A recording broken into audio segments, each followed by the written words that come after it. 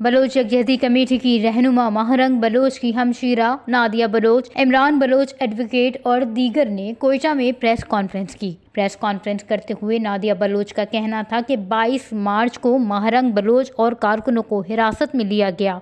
Mahrang Bloch को 3 MPO के तहत हिरासत में लिया। हमारा मुतालबा था कि DC का नोटिस गैर कानूनी करार देकर केस खारिज किया जाए। डॉक्टर महरंग की हमशीरा का मजीद कहना था कि अदालती फैसला निपटाकर महकमा दाखिला को भेज दिया गया है। सुप्रीम कोर्ट का रास्ता भी बंद कर दिया गया है।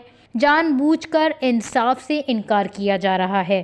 इस अमल के खिलाफ जल्द BYC आइंदा के लाहे अमल का ऐलान करेगी। केस की समाअत के दौरान महरंग के खिलाफ 3 केसेस का जिक्र किया गया। वश न्यूज़, कोयटा, बलोचिस्तान।